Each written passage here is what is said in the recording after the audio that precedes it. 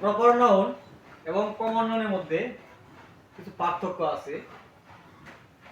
Masum, teacher.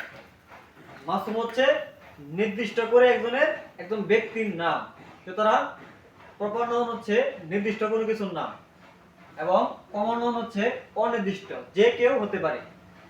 Teacher, teacher মানে হচ্ছে এখানে সকল টিচারকে বোঝানো হয়েছে, কোনো একজন নির্দিষ্ট কোনো টিচারকে বোঝানো হয়নি, সুতরাং এটি হবে কমন নাউন। কমন মানে হচ্ছে সাধারণ, যে কেউ হতে পারে। বাংলাদেশ, বাংলাদেশ মানে কি এখানে একটি নির্দিষ্ট দেশকে বোঝানো হয়েছে। আর কমন আছে কি কান্ট্রি, কান্ট্রি মানে হচ্ছে দেশ, যে কোনো দেশ হতে পারে, ইন্ডিয়া, শ্রীলঙ্কা, পাকিস্তান, বাংলাদেশ, যে কোনো দেশ, এভরিথিং। ঢাকা ইউনিভার্সিটি, এখানে আমাদের ঢাকা ইউনিভার্সিটির কথা নির্দিষ্টভাবে বলা হয়েছে। আর এখানে বলা হয়েছে ইউনিভার্সিটি। হ্যাঁ, এটা কি চট্টগ্রাম ইউনিভার্সিটি হতে পারে, জাহাঙ্গীরনগর ইউনিভার্সিটি হতে পারে, এভরিথিং, যে কোনো একটা ইউনিভার্সিটি হতে পারে।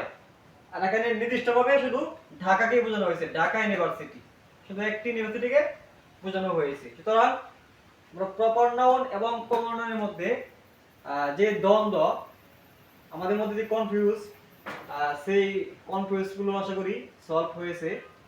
নির্দিষ্ট করে কোনো কিছুর নামকে বলা হয় প্রপার নাউন, অনির্দিষ্ট করে যে কেউ হতে পারে, যে কোনো কিছুর নাম হতে পারে, সেগুলোকে বলা হয় কমন নাউন। প্রপারটা হচ্ছে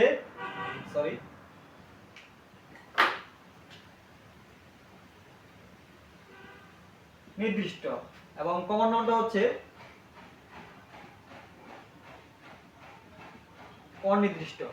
ওকে, তো আশা করি প্রপার নাউন এবং কমন নাউনের মধ্যে যে ভেদাভেদ, যে দ্বন্দ্ব, সেটি ক্লাসে শেষ হয়েছে, সমাধান হয়েছে।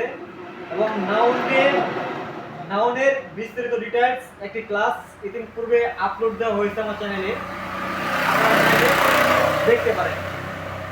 আজকে এই পর্যন্তই, সবাই ভালো থাকবেন। আসসালামু আলাইকুম।